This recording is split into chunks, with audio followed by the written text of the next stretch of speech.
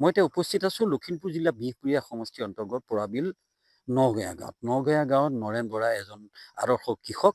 তেখেতে চৰকাৰৰ তৰফৰ পৰা কিষাণ যোজনাৰ অধীনত তেখেতে অৰ্থ সাহায্য পাই আছে আৰু এইখিনি টকা ব্যয় কৰি খৰচ কৰি তেখেতে সুন্দৰভাৱে কৃষি কৰ্ম কৰি পৰিয়াল চলাবলৈ সক্ষম হৈছে।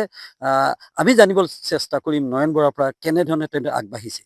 এই PM কিষাণৰ পইচাটো আমি শালি খেতিত ব্যৱহাৰ কৰোঁ আৰু হাল বাবৰ সময়ত পালে আমাৰ হাল বাবৰ কাৰণে সুবিধা হয় আৰু বাম খেতিৰ সময়ত পালে বাম খেতি কৰিবৰ কাৰণে সুবিধা হয়। বাম খেতি মই বডি জিকা এনেকৈ কৰিছোঁ আৰু এইখিনি বস্তু ক'ত বিক্ৰী কৰে? এইখিনি অৰুণাচলৰ সীমান্তত আমাৰ বজাৰ আছে, দেওবাৰে বহে, তাত আমি বিক্ৰী কৰোঁ। কেনেধৰণৰ লাভান্বিত হৈছে?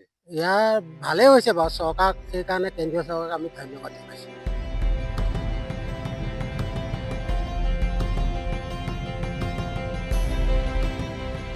মই বিকম পাছ কৰি 90 চনতে বিকম পাছ কৰি তেতিয়াৰ পৰা তাৰমানে চাকৰি বাকৰি নাপায় মই খেতি বাতি গৰু পালন এইবিলাকতে জড়িত হৈ আছোঁ আৰু ইয়াৰ বছৰেকত বিভিন্নটা খেতি মই কৰোঁ আৰু তাৰ কাৰণে চৰকাৰৰ ফালৰ পৰা যিটো ৰাজ সাহায্য দিছে বা PM কিষাণ আমাক হিতাধিকাৰী প্ৰতি 3 মাহৰ মূৰত দি আছে, সেই পইচাকেইটা পোৱাৰ কাৰণে মই বহুত উপকৃত হৈছোঁ আৰু সেই পইচাকেইটাই প্ৰপাৰ ব্যৱহাৰ কৰি মই ওচৰতে থকা সামগ্ৰী বজাৰখনত মোৰ উৎপাদিত সামগ্ৰীখিনি বিক্ৰী কৰি পৰিয়ালটো পৰিচালনা কৰিবলৈ সক্ষম হৈছোঁ।